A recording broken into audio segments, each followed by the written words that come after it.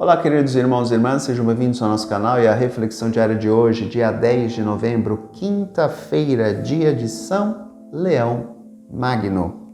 São Leão Magno foi grande pastor na cátedra de Pedro. Foi sábio na vida e na administração pastoral da igreja.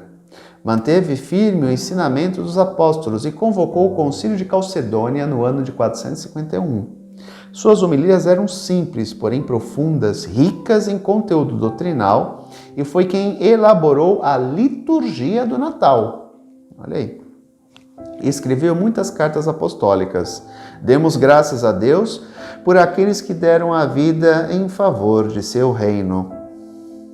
Evangelho de hoje, Lucas 17, versículos do 20 ao 25. Naquele tempo, os fariseus perguntaram a Jesus sobre o momento em que chegaria o reino de Deus. Jesus respondeu: o reino de Deus não vem ostensivamente, nem se poderá dizer está aqui ou está ali, porque o reino de Deus está entre vós. E Jesus disse aos discípulos: dias virão em que desejareis ver um só dia do Filho do Homem e não podereis ver. As pessoas vos dirão: ele está aqui ou ele está ali. Não deveis ir, nem correr atrás, pois como o relâmpago brilha de um lado até o outro do céu, assim também será o Filho do Homem no seu dia. Antes, porém, ele deverá sofrer muito e ser rejeitado por esta geração. O Evangelho de hoje nos traz uma informação muito importante. O reino de Deus está no meio de nós. O reino de Deus não é um lugar, é um modo de viver. É uma proposta. Todo mundo acha que o reino dos céus é um lugar. Não. Aqui, não. Lá, tudo bem. Aqui, não. Por isso que eu digo que o reino dos céus começa aqui e se estende para a eternidade. Né? Mas é um modo de viver. Onde Cristo esteja presente. É a comunidade. Quando a comunidade realmente segue o Evangelho, ela se torna um pedaço do reino dos céus nesse mundo. Mas é muito difícil achar uma comunidade assim. Se nós ficarmos presos somente aos aspectos negativos, sim. Aí realmente não construiremos um reino dos céus. Né?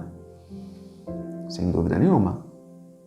Mas se nós aprendemos a nos perdoar, a entender a fraqueza e a limitação dos outros, né? A entender que alguns têm uma certa dificuldade, porque não tiveram uma experiência de comunidade em casa. Lembremos que a primeira comunidade é a família. Se nós temos famílias desestruturadas, pais separados, ou pais que brigam demais, pais violentos, pais que não amam seus filhos, essas pessoas não têm uma experiência de comunidade boa. Então, quando elas são inseridas na comunidade maior, né, a igreja, elas acabam trazendo esse ranço e essa falta de experiência de vivência de uma comunidade. Então, onde elas vêm com as suas dificuldades, com as suas carências, com os seus problemas, com as suas limitações, com as suas frustrações. Né? Então, muitas vezes elas acabam transferindo esses problemas não bem resolvidos dentro de suas famílias para a comunidade. Às vezes transfere o problema da figura paterna para o padre, ou para o coordenador, ou para algum membro do grupo que tem algum destaque de autoridade. Então são situações que são inseridas dentro das nossas comunidades. E é aí que nós temos que ter a questão do jogo de cintura, de entender um pouco a visão do outro. Às vezes aquela pessoa não é daquele jeito que ela quer, mas ela é fruto das experiências que ela vivenciou ao longo da sua vida, das frustrações que ela teve. De não ter tido um pai presente, ou ter tido um pai presente extremamente violento, né, que batia na mãe, que batia nele. E aí ele vai ter algum apreço por uma figura de autoridade? Não, dificilmente. Ele vai ter uma repulsa, porque ele vê que a pessoa de autoridade, o homem, né, na figura do pai, é um cara repulsivo. Então ele vai ter certas dificuldades de conviver com alguém do gênero masculino dentro da comunidade, principalmente se essa pessoa for uma pessoa que tem uma certa autoridade.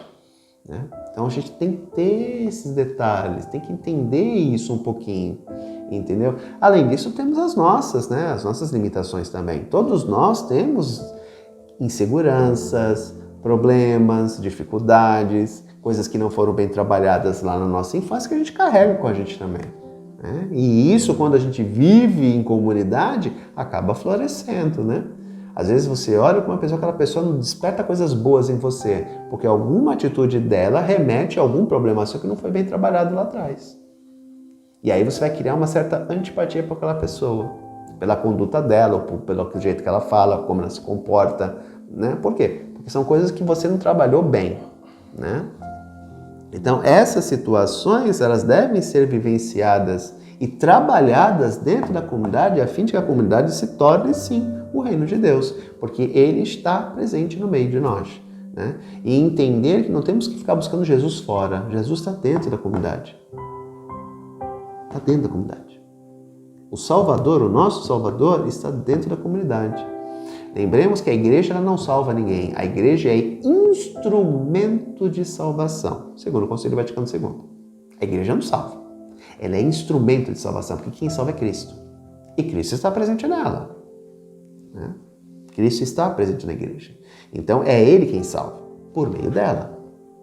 Lembremos dos sacramentos, lembremos da Eucaristia, né? A vivência da fé na comunidade. Então isso tudo salva. Porque é Cristo quem salva, através da comunidade cristã, através da igreja. Tá? Mas a igreja, sim, ela tem poder de salvar? Não, porque ela é instrumento. É nela que nós vamos exercitar a nossa fé, é nela que nós vamos vivenciar a nossa fé. Né? Ah, eu posso vivenciar minha fé fora dela? Sem dúvida nenhuma. Só que aí eu vou ser único. Na comunidade, eu me uno a outros. Então eu sou mais forte. Fora dela, não. Então a possibilidade de eu cair é muito maior do que eu estar junto com outros, porque o peso se torna menor, o fardo se torna menor. Então é ter essa noção, tá? De que a comunidade, apesar das dificuldades, dos problemas, de tudo aquilo que a gente sabe que tem em comunidade, ela é o lugar da instauração do reino dos céus. É a antessala do céu.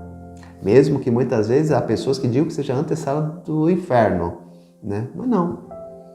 Ela é a antessala do céu, porque quando 2 ou 3 são reunidos em nome do Senhor, Ele se torna presente. Ora, se Ele se torna presente, o reino dos céus está instalado no meio de nós. Um grande abraço, até amanhã, se Deus quiser. Tchau.